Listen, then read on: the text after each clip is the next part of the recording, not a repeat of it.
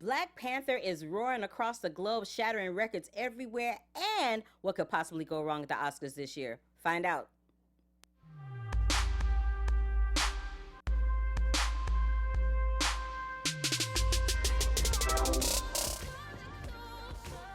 Yes, Kendrick Lamar. Yes, that's my song. Go ahead, That's your Scott. jam. That's your jam. Hi, everybody. This is Carla Renata. Welcome to the inaugural show of Black Tomatoes. I'm so excited. It's myself, Carla Renata, the host and co-host of Scott Menzel. My social media handles across all platforms are The Curvy Critic, and Scott, yours are? The other Scott M. Thank you. Yay! So let's just talk about Black Panther is kicking global booty all over the place. It's gotten, I think it's grossed $700 million Yep. worldwide As of already. this morning. It is shattering records everywhere, and I think it's like the fourth highest grossing superhero movie of all time. That's crazy. I think it's going to break all the Marvel records. I'm I do. I really so- do believe it. I'm so excited for that. What do you think Black Panther means for the Marvel universe? I mean, I think it means we're gonna see more black people being superheroes on film. That's what I think it means. Oh, absolutely. I think you nailed it. Mhm. The last 2 years has been pretty incredible. Mhm. Okay, so we had our first female superhero movie last year in a very long time. Wonder Woman. Right? And everyone went out to see it. They were surprised that it did so well. Yep. And now you have this one. And I don't know, this one at least they had a little bit more backing. There was more marketing behind it. And I was blown away by this movie. I seriously was. This is the first time that I actually went to see a superhero movie twice in the movie theater. I saw it twice too. Yeah. I saw it twice in movie theater. I wanted to go back and see it with a real audience. Yeah, I saw it. Well, okay, so I went to the premiere, and I felt some kind of way when I went to the premiere Right, because right. we were in the balcony, Uh-huh. and I was like, "Why they got the black people in the balcony? This is messed up." But then, I realized that they had like all the important people in the balcony because I saw Ava DuVernay, I saw oh God, what is his name? I can't remember, but a whole bunch of affluential directors were up there. I saw the cast of Blackish up there. All kinds of people were sitting up there. I'm like, oh, okay, so I'm up here with the special people. I feel kind of good. But when I tell you, we hooped and hollered and carried on. So for me, that actually was the better movie going experience for Black Panther because when I went to a regular theater to see it with regular people, it wasn't as exuberant as it was when I went to the premiere. And maybe it was just because it was the premiere, and people had on their African outfits and they were living their life. It was great. It was just great. I mean, I felt it's very weird because I felt the same way. Like I saw it on the Disney lot, and I felt like this was a movie that critics were looking forward to. Mm-hmm. And that's very rare. I will Yeah. say that. It's like there's maybe like 4 or 5 movies a year that critics have expectations for, and I think this one exceeded them in almost every way. Yeah. The crowd just really ate this movie up both times. Yeah, they did. I love when people just randomly break into applause or just like yell. It's really exciting because it great. makes you know that it's working. The movie is working. Great. It was so great. I was living my best life that day. I really was. And let's just talk about the fact that the director, Ryan Coogler, this is his third movie. Right. His third movie. His first one was Fruitvale Station. Yep. Starring Oscar winner Octavia Spencer and Michael B. Jordan. So him and Michael have started to establish a director actor star relationship, I should say. His second one was Creed, Right. which I thought was excellent. Also Again, with Michael B. Jordan. and also with Michael B. Jordan, and now the Black Panther with Michael B. Jordan. So, and when we talk about the fact that this is this guy's third movie, it's 3 completely different genres that he's directed. And is he even 30 years old? I don't even think he's 30 years old. I don't know. I mean, I really don't. If he is 30, he might be like 32. But he's really young. For him to be that young and have accomplished that in this very short period of time, I'm really looking forward to what is next on the back burner for him, because he did it for me with Black Panther. And I went to a press junket where he was speaking, and somebody made mention of the women that worked behind the scenes. He had a female DP. He had a female costume designer. He had all these women behind the scenes too. I was like, yes, Ryan Coogler, you. It was really something else. It's interesting you mentioned that, because something else that I learned was the person who wrote the movie with him, Mm-hmm.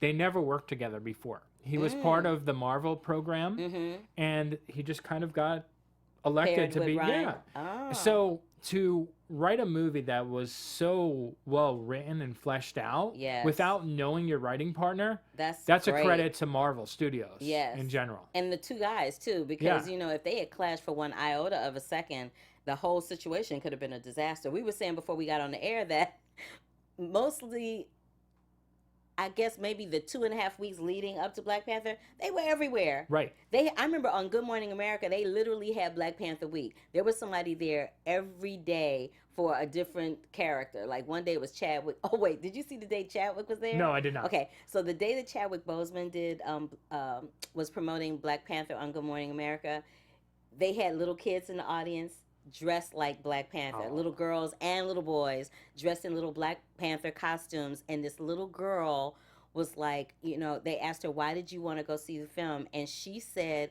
because I was really excited to see somebody that looked like me as a superhero.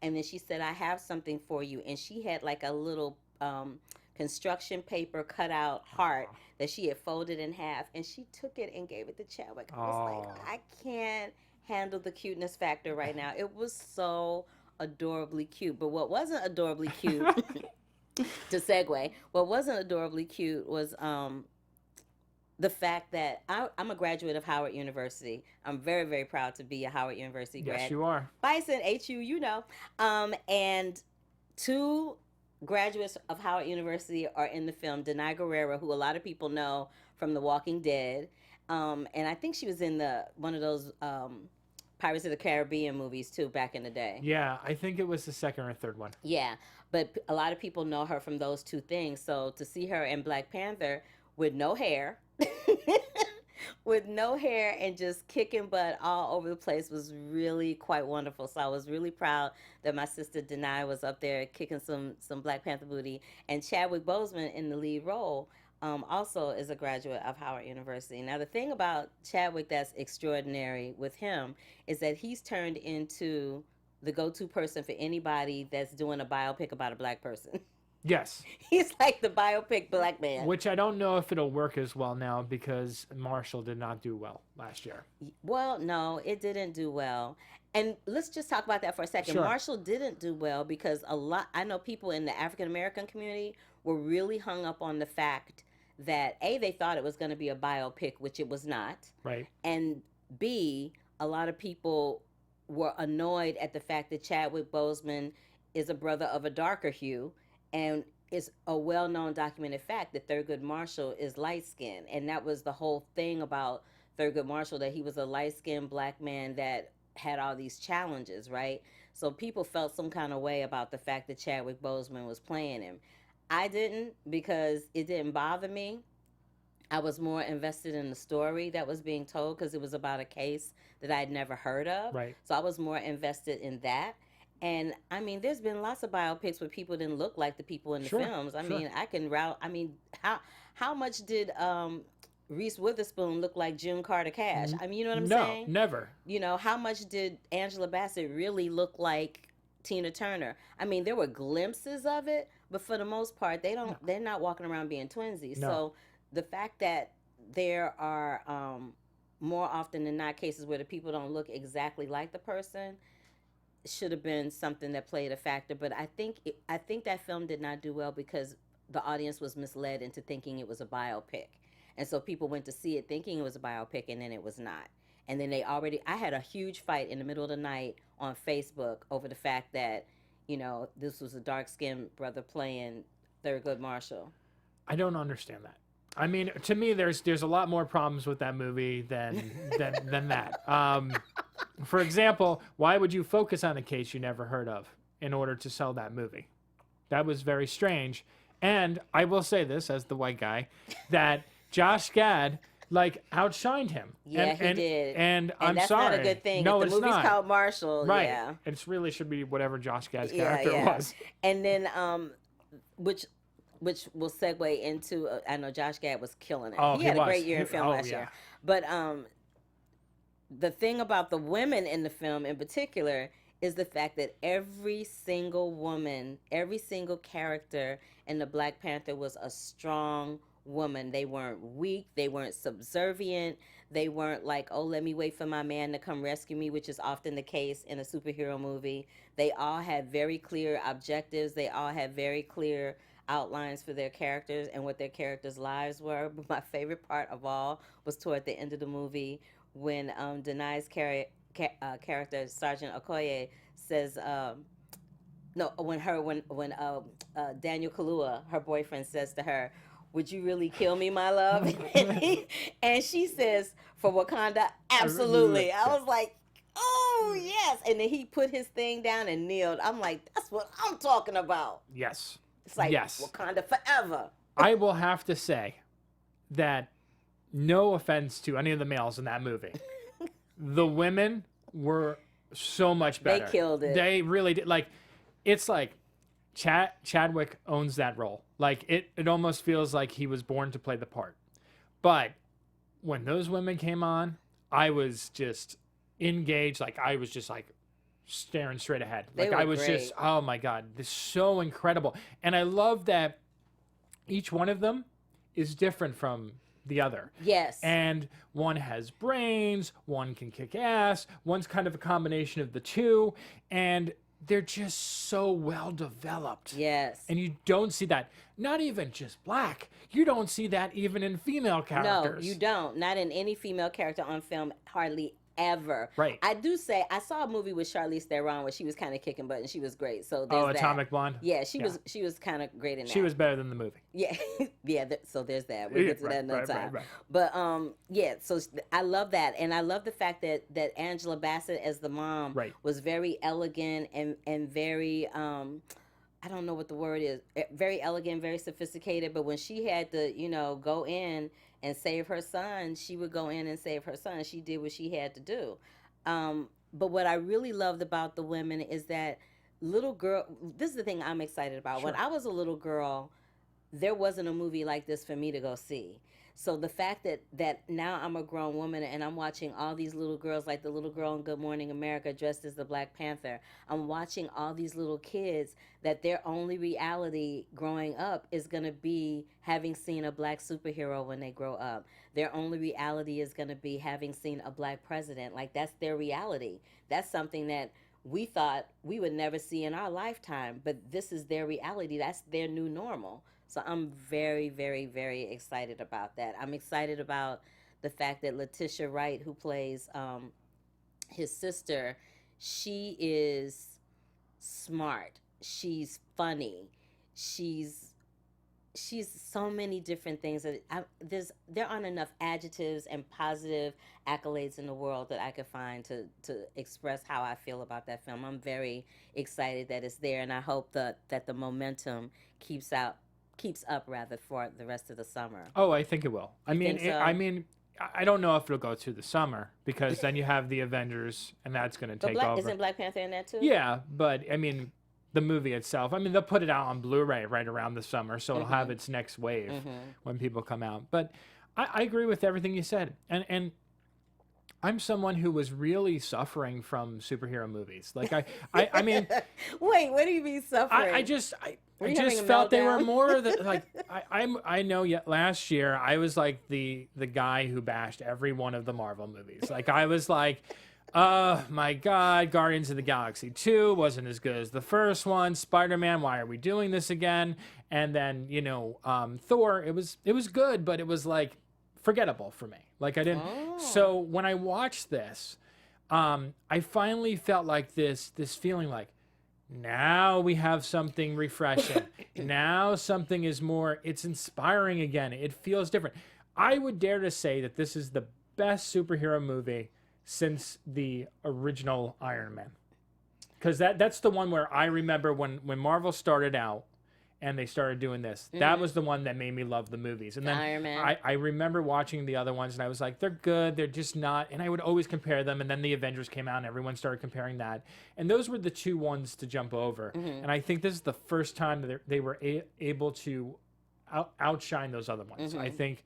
And I know there's critics out there and there's people just like, oh, well, it's only because of, the female empowerment and the black movement. And it's not that. It's not. It's literally well written, well executed. The characters all have, backstories and depth that's so rich. And that's what makes this movie so great. Absolutely. You can take away the superhero element of it. And it would still be a good movie. Yep. Absolutely. Absolutely.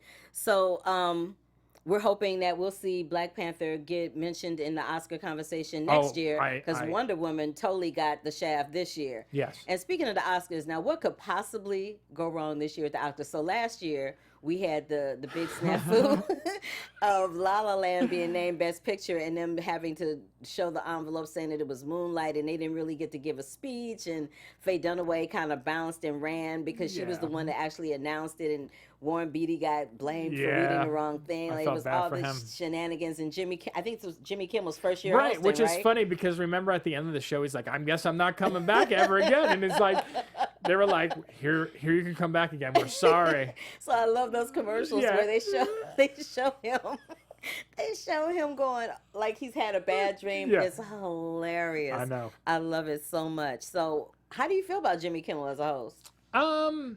He's okay. You really liked him? Okay, I am the last of the Jimmy Kimmel fans. Jimmy Kimmel could literally stand there and not say anything, and I would just laugh. I think he's so funny. You're like, no. I don't think he's bad. I mean, I grew. I'm sure you've been around too with watching these hosts change over the years. Like the been a lot of them. Yeah. I mean, I'm sorry. When we talk about Jimmy Kimmel now, I think of that gun video that he did where he almost broke down crying on air. Oh yeah. That was like the first time where I was like, yes, Jimmy Kimmel. But I was surprised at how well he did last year. In all fairness, I will give him credit. Jimmy Kimmel is the closest thing in late night television that we have to what Johnny Carson was to me. Okay. I think Jimmy Fallon is okay, but Jimmy Fallon, you can tell he's phony. Let's be honest. You can tell he's phony. I'm not a big fan of his.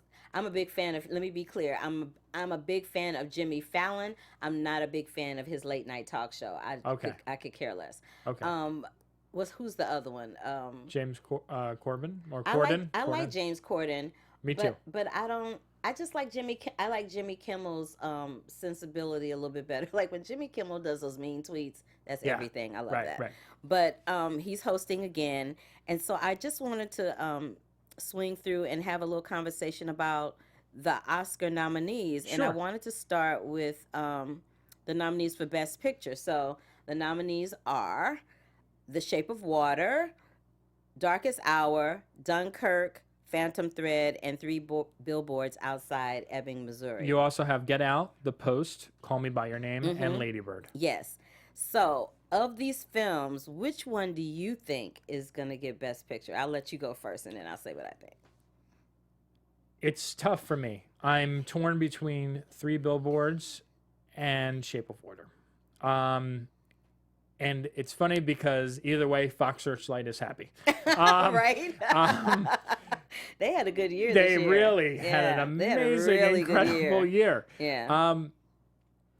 I guess it's hard for me because from a writing standpoint, I think Three Billboards is much better in terms of like the character development, in terms of just acting and like the words that come out of the character's mouth. I just think that's so much stronger in that movie. But Shape of Water is so much more creative and fantastical and magical. So I don't know. I'm gonna lean towards Three Billboards just because of if I had to like kind of put everything in a package, I think it has a little bit of a head. You know, like it's a little bit ahead. Okay. Now I want to talk about the ones that I think should be getting Okay. some play but are Okay. not. Okay. Okay. First and foremost, I don't think anybody saw Phantom Thread, but that was a really wonderful film. It was a really, really wonderful film. And Daniel Day Lewis, if this is his swan song, he's knocking it out of the park. And the young lady who's playing opposite him, she's really good as well. I like that film. Best Picture, I don't know, but Yeah. it was a really good Right. movie.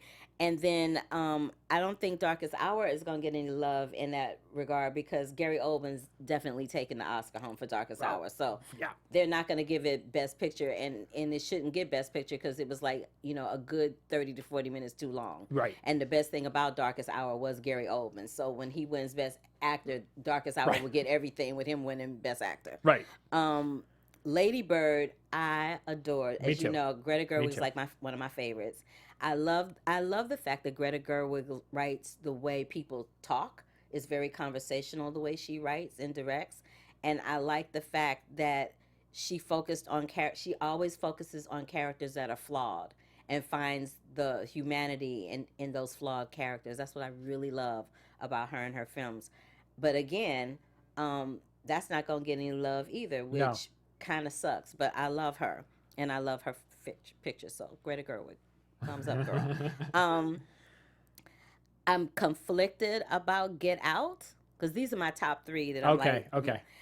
Get Out, I feel probably should get Best Picture only because it's not like any of the other pictures in the bunch. Right. Like of all the pictures that are nominated, that is the one movie that is not business as usual. I agree. You know what I mean? I agree. And it's making a statement that's not going to go away anytime soon. No. And it's Jordan Peele's first screenplay. It's his first time direct. Like, there's just so many yummy things that go along with that to see it win would be like seeing Moonlight win last Yes. year. It would be a really wonderful thing to check out. All right, so moving on to Best Actress. Which one did you want to pick though? Which one do you Get think Out. You think that's what? I'm gonna pick Get Out. Okay. Okay, which one do you think should win, but's not going to win? I'm still with Three Billboards. Okay. Yeah. I like Three Billboards. That was a good movie. Yeah. I really like it. Okay, so Best Actress: Sally Hawkins for Shape of Water, Meryl Streep for The Post, Frances McDormand for Three Billboards Outside Ebbing, Missouri, Margot Robbie for I, Tonya, and Saoirse Ronan for Lady Bird. Girl, sorry I butchered your name. It's a hard one though. Even you know it's hard. She knows. But I think that the Everyone. yeah, Everyone should. everybody there is good and everybody should win. But I think the person that's going to win is going to be Frances McDormand. I think the person that should win is Sally Hawkins because Sally Hawkins was great. She was. Think about that movie. She didn't talk for most of the movie. I know. To get an Oscar nomination where you're not even talking and you still evoking emotion out of people, that's a really hard thing to accomplish, and she does it really well. I'm feeling some kind of way that she hasn't been getting any love. Well, we gave her love. We gave her love. We The gave LA her Online love. Film Critics Society gave her love. But I was Yes. like, and the African American Film Critics Society gave Frances McDormand love. So she got something from us. She got something from Golden Globes, all the other Critics' Choice people. She's won almost everything that she's been nominated for. Right. So for her she won the SAG award too. So for her not to walk away with the Oscar, that would be like the biggest Upset of the night. Yeah. For sure. And I think again those are the two that I love every one of these performances this year. I will say it. Like I think Margot Robbie, that she has never been better than she was in I, Tonya, because that is such a complex movie. No, you didn't. I love her, but her performance in that was a little underwhelming for Really? me. Yeah, I mean, the people in that particular movie, for me, that did it was Allison Janney. Oh, like, well, for yeah. me, Allison Janney made that movie. But yeah, and the fact that Margot was skating, I was like, oh, she did some of her stunts, but it's like, I just feel like when I rewatched that movie, And there's so much like darkness to it. Like at first when I watched it, I was like, oh, this is really like lighthearted and fun because it's a mockumentary. But like with the spousal abuse and kind of like even like the parental abuse in that movie, it's dark. It's very dark, and people forget that this is somebody's life. Like they Right, didn't make right, they didn't make right, this right. up. This is Tanya Harding's life. So it's like, ooh, the fact that she had to endure all of that and was still up there doing triple toe loops and triple up, please. The fact that girl was doing triple jumps and was one of the first people to ever accomplish doing that at the Olympics and was going through all that turmoil in her personal life, she should get an Oscar just for that. Yeah, I agree. I agree. It's crazy. Yeah. But I would say I'm with you. I'm on those two. If I had to, kind of pick one or the other.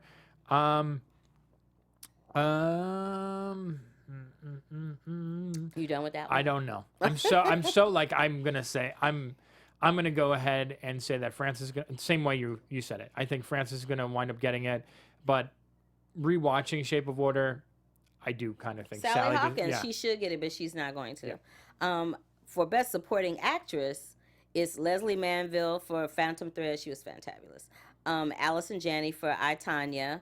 Laurie Metcalf for Lady Bird.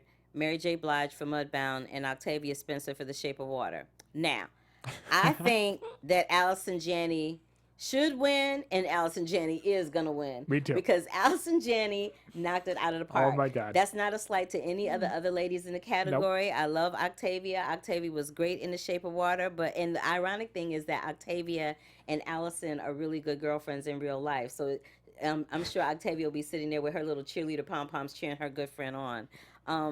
It was nice to see Laurie Metcalf in the conversation for the Oscars for a change, because she's kind of been flying under the radar for years. TV shows. Yeah, she's been flying under the radar for years, and she does movies all the time, but none have garnered the type of attention that it has for her with this film, so that's cool. Mary J. Blige was a surprise for me, because I remember a while ago, you were telling me about Mudbound before I saw it, and you were like, oh, Mary J. Blige. I was like, really? Mary J. Blige? Really? Yep. And then I saw it and I was like, oh, okay, Mary J. Blige. You remember I also told you about Get Out, too. You did. You told me about Get Out. And I was and both times I was like, really? Yeah. Yeah, but I totally agree with you now. All right, so that's so much for that. And, sure. And then let's find Best Actor. Best Actor is Daniel Day-Lewis. Yes. Timothée Chalamet. Daniel Kaluuya for Get Out. Denzel Washington and Gary Oldman. I need to put this out there. I don't know why Denzel Washington's in this category this year, because there's so many better like male performances. No, I liked him in that movie. Really? Yes. Really? Let me tell you something about Denzel Washington. I think we are just so used to seeing Denzel Washington knock it out of the park that it's like, you know what I'm saying? We're so used to seeing him knock it out of the park with anything that when he does something that really is extraordinary for him, people are like, that was okay. No. Because it was subdued, you think?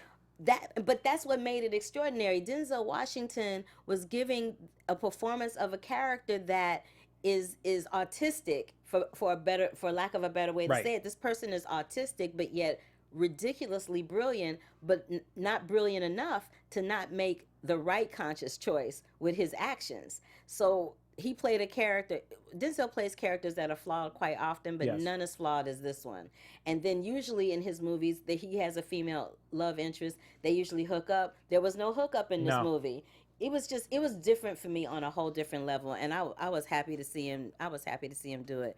Daniel Kaluuya, he is like, he should get an Oscar for eye acting, because he acts with his eyes better than anybody I've ever seen. Even with him in Not Get Out, in Black Panther. Yeah, I know. Even in Black Panther, when he had nothing to say, his face was saying everything. I love actors like that. Yeah, it's so great. Who else did I want to talk about?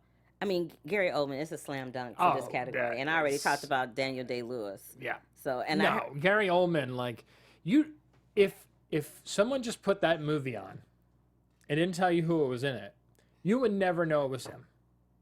You really wouldn't. No. Like, there's no way you can tell it's him. I know. That's how good the fucking performance. Sorry. I mean, hey, it is what it is. All right, moving over to Best Supporting Actor. Sam Rockwell for Three Billboards Outside of Ebbing, Missouri. Woody Harrelson for Three Billboards Outside of Ebbing, Missouri.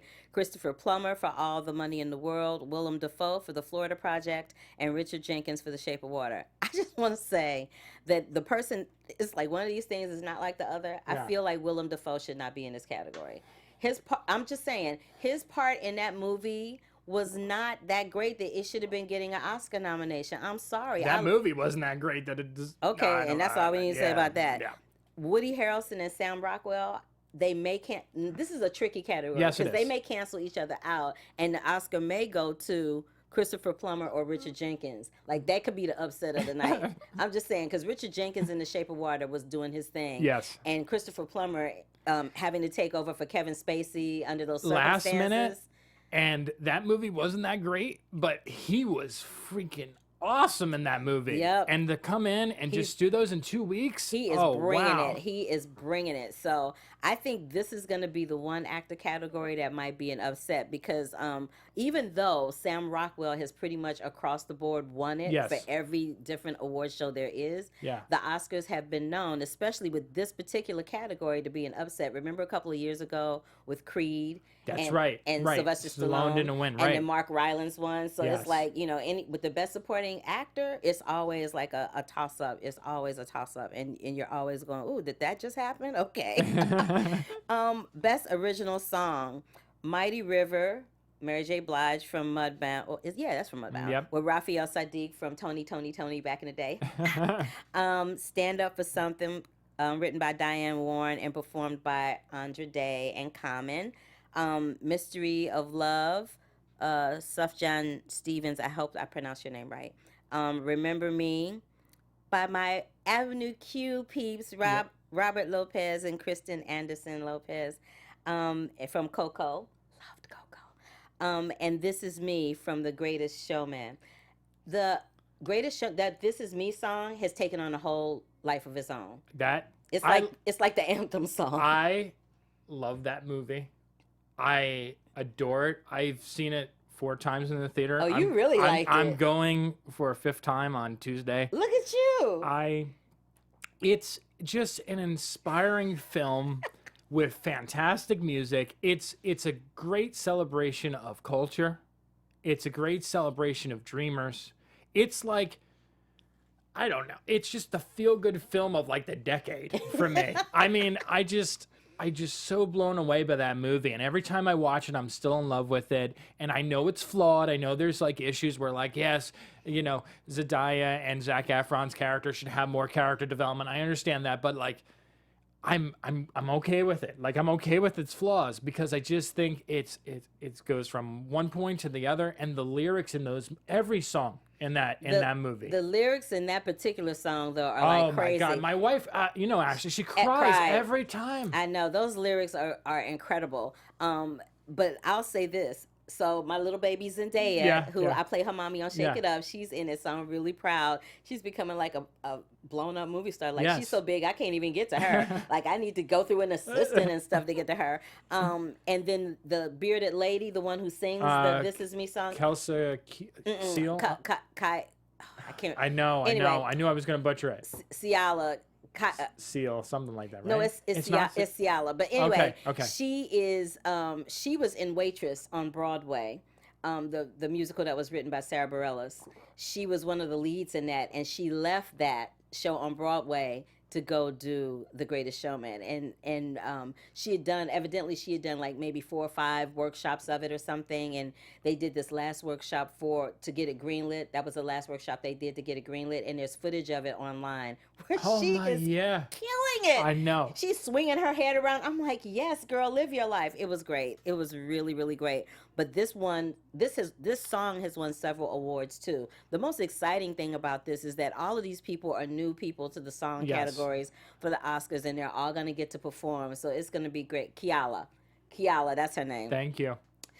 Kiala is going to get to perform this song on the Oscars, and this is probably going to do for her what singing Frozen did for Adina Menzel. So Yes. it's gonna be great. It's just gonna be great. I'm And really I'm so looking excited to forward see to her it. perform. She's doing it live. Oh yeah, I know. I'm so I excited. know. I can't wait. I'm like, That's my I'm highlight gonna of have my the night. popcorn. I'm gonna be like this. I'm like, ooh, girl, sing, girl, yes, hit that note, yes. I can't wait. It's gonna be great. So we have done our little, and that's just a few. That's just a few of the categories in the Oscars, you guys. Yes. So if you want to see the full lineup of all the nominees, go to Oscars.org and you can find it there. But we wanted to hit the highlights of the ones that are the most popular categories and talk about them between Scott and I, because we got opinions, we got stuff to say. So we're about to rev up into a whole new film festival season, starting with Yes. South by Southwest. And I just wanted to know what's the buzz? Very little buzz this year. Opening night film is The Quiet Place, which is the new Paramount movie. Yes, And, I love that. John Emil- Krasinski. And Emily Blunt are in it. I think this one has the potential to be big. They also picked up Hereditary, which was from Sundance, and I did see it. A24 has a huge hit on their hands. And A24 always has huge they hits. always every year they release every like year, one or they're two like, movies. Yeah.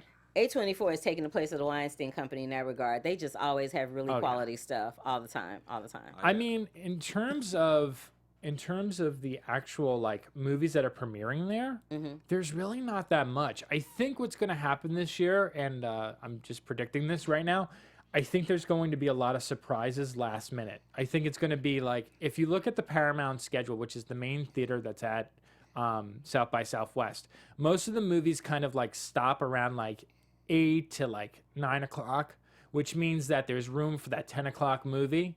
And I think it's going to be a lot of surprises this year because the lineup, when you look at it, it's not that surprising at all. It's just kind of like I knew Blockers was going to be there, and I cannot get excited for that movie at all. I kind of like Blockers. You do? You want to see that movie? Okay, wait. So I was excited to see the Blockers was on the scale for South by Southwest because South by Southwest is always known for having some raunchy R-rated comedy. In the past, it's been Sausage Party and Bridesmaids. Yep. And so this time it's going to be Blockers. And I just love the fact that it's a film about parents trying to prevent their kids from having sex. Like that in itself just opens up the world to hilarity for me. Okay. And I just want to see it because I just think it'll be funny. And in these days that we living in, I need to laugh. I need something to make me laugh. I just need it. I need it in my life. What else do you know about?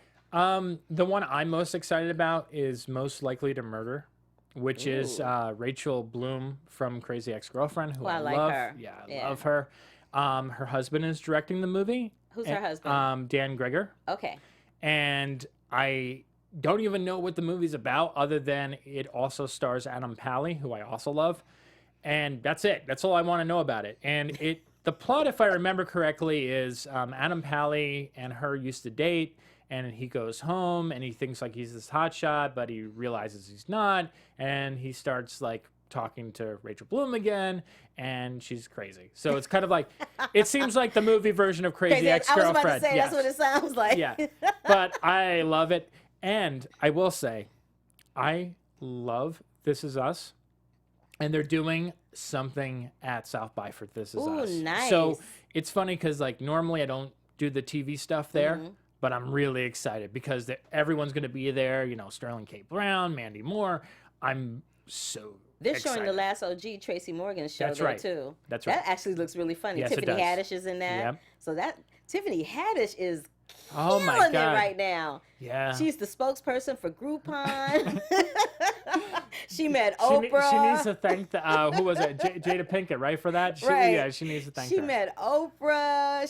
She's in the last OG. She's killing it. I'm waiting for her HBO special. I'm waiting for somebody to or her Netflix special. I'm waiting for somebody to do a stand-up special for her so I can support her. She's hilarious. Yeah. She's one of the funniest people out there, and she's not trying. She just is. She reminds me of like a, for lack of a better way to say this, she reminds me of like a black female version of Robin Williams, because she's just like fast, fast, fast, fast, fast. It just comes out, and you're like, she hits the words hit your ears like a comet going through Right, to right. the other canal. It's just Because it's like crazy. you have to think for a second. You're like, did she just say that? Right, Right. exactly. And Robin Williams would do that Yes. sometimes too. I loved him for that. So let's talk about really quickly before we wrap up the Los Angeles Online Film Critics Society, which you and Scott Mans and Chrisley Kennedy started. We are doing a drive right now for new members, right? Yes, we are. So tell them the link, where to go. Sure. So Look you here. oh, sorry. There you go. I'm like going over there. All right. So you want to go to we want diversity, and diversity means everything. You know, it's not just skin color, it's body type, it's everything, okay? I want to say that. And if we're requiring about 50 articles, we also accept video. So if you do video, like shows like this one, we count those. So we want 50 of those a year, and that has to be in the last calendar year, so 2017. If you are a candidate, you can apply at laonlinefilmcriticsociety.org, and there's a becoming a member link on the top, and you can apply. And we're going to let everyone know in the middle of April. The deadline to apply is the end of March. Cool. I wanted to get that out because you're going to be gone for 2 weeks doing your South by Southwest thing. The Oscars are next week. So I just wanted to make sure we get everything in. And I just wanted to reach out to my YouTuber people that watch the BHL online and the Black Hollywood Live, and say that Scott and I are so incredibly honored to be here with Black Tomatoes, and we want to help inform and educate and make y'all laugh about some of the movies. Not every opinion that he or I have we're going to agree upon amongst ourselves, and y'all won't agree with some of the stuff that we say, but we hope that in the process of it that you are thoroughly entertained, that you like what we have to say, that you know, go in the comment box below and talk to us there, and we will talk back to you, I promise. You know, and you know, you can let us have it. We're grown-ups, we can take it. So I'm really looking forward to seeing what you guys have to say and moving and grooving and growing with us. And yeah, so that's it. So this is it for the first live edition of Black Tomatoes. She is so excited. Yeah, I'm so excited. I can't stand it. And so until the next time, I am Carla Renata, your host. You can find me across all social media platforms at The Curvy Critic, and we can find Scott Menzel at... I am at the other Scott M on Instagram as well as Twitter. And please visit weliveentertainment.com. Thank you. We're going to go out with a little Sade because she is actually doing part of the soundtrack for A Wrinkle in Time, which we can't talk about this week, but we will talk about it when we come back. Love, peace, and hair grease, y'all. Until the next time. Bye. From executives Kevin Undergaro, Dario Kristen, Tiana Hobson, and the entire BHL staff, we would like to thank you for supporting Black Hollywood Live, the first online broadcast network dedicated to African American entertainment. For questions and comments, contact us. info@blackhollywoodlive.com. Like us on Facebook, tweet us, or Instagram us at BHL Online. And I am the official voice of Black Hollywood Live, Scipio. Instagram me at KingXOBay. Thanks for tuning in. Hollywood redefined.